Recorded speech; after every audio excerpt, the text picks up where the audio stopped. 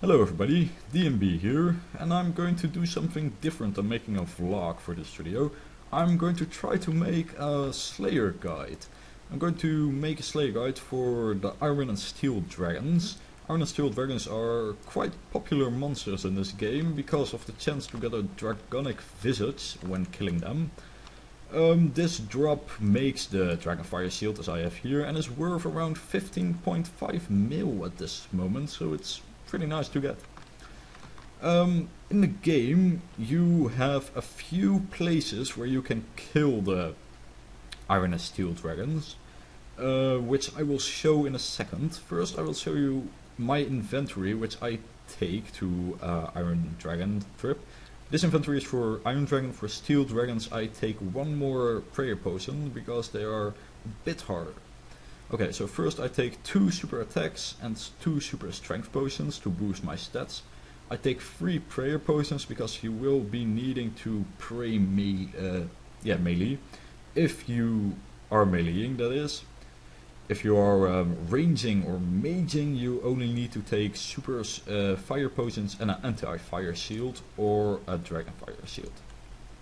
Because then you will be able to save them from a distance with just getting fire spit at you. But I'm going to do the melee wise, so yes. Okay, I'm taking 3 prayer potions, I'm taking 2 anti-fire potions, a spirit terrorbird pouch and 2 sharks and an Ardun Teloi. Okay, I'm wearing a full Slayer helmet. As most of you will know, this gives a 15% advantage to my strength and attack, so it's very useful. I'm going to wear my ferocious ring, which will give me a chance to teleport to Kuradel 5 times, and it will boost my damage by 50 points, so that's quite a lot. And that's quite important when you're fighting Iron and Steel Dragons, because, well, otherwise they are quite strong. So yeah, there are a few places where you can kill these monsters, which I will now show.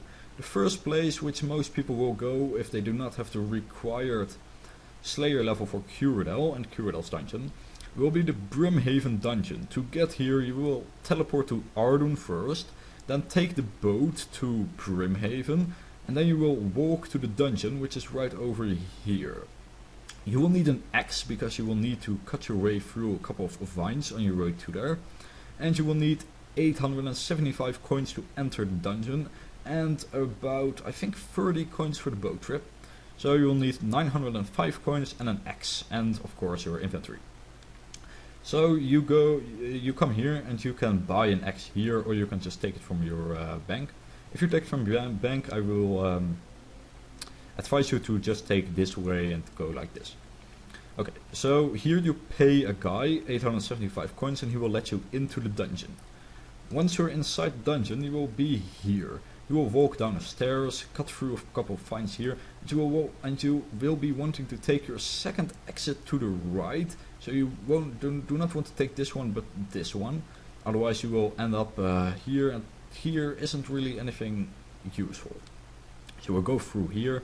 You will have to step over some lava steps here, but that ain't no biggie.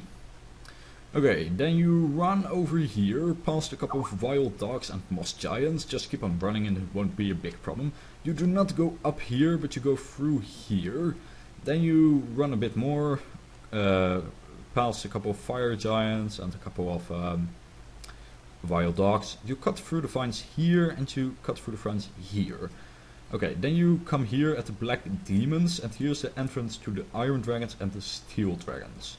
You will have to watch out because they are both aggressive, and if you have an Iron Dragon task you are better off staying with these 3, and if you have a Steel Dragon task you are better staying in this corner with these 3. The chance is likely that you will get attacked by the Steel Dragons then. Okay, so once you're here you can just do whatever you want, but you won't hit as much as in Kuradel's dungeon, which I will show now.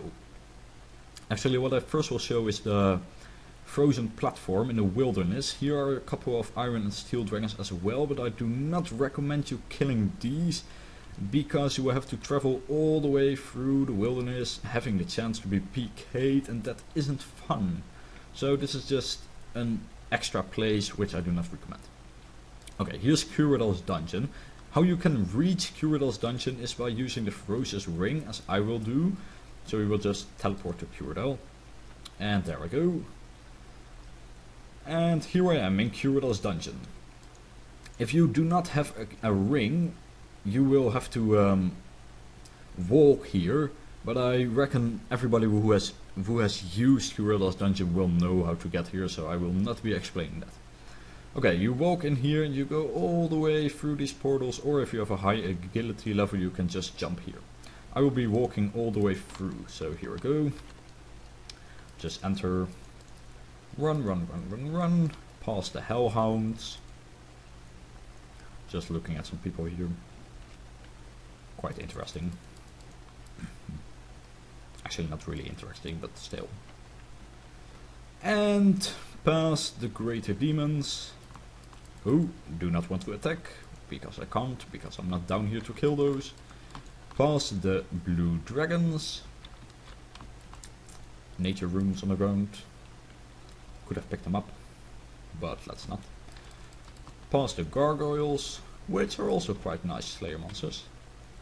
So you go through the barrier, and here we have abyssal demons, which I will be able to kill quite soon, just 12k Slayer XP away.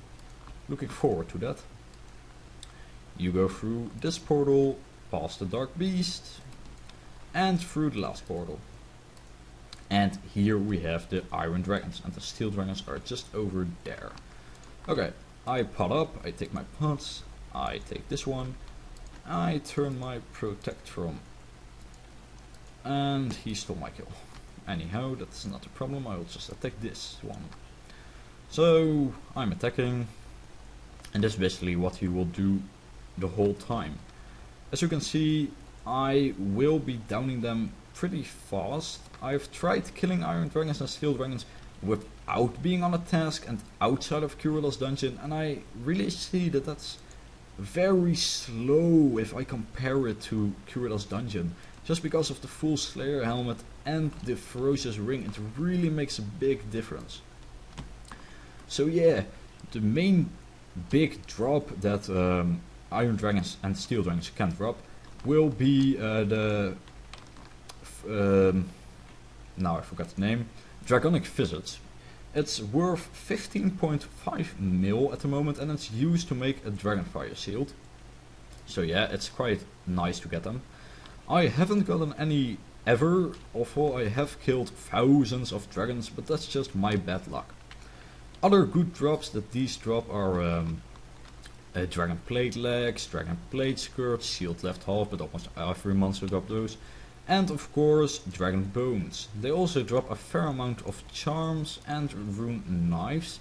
And rune knives are worth 1.5k each, I think, so that's worth picking up in my opinion. So yeah, I just stand here killing these. Other good drops are Runite Limbs, Rune Bars, Rune Battle Axes. Well, what else? Blood runes, there are a lot of those. And well, 2 Valve Key and stuff like that. So yeah, this is basically what I do when I get a task. I wait till my inventory fills up, I teleport to Ardun, I rebank, I teleport back to Curadel, and I repeat till my task is done and I make millions of money. That's really all there is to it. It's so easy and so good. So I hope you enjoyed this guide. Well, if you can call it a guide, it's just something I like to make, I guess. Please leave a comment with something I can improve or something that I did good. I appreciate it. Oh, look, I got a Ferocious Ring. Always handy. I will stop the video now because it's turning pretty long. Thanks for watching. Bye bye.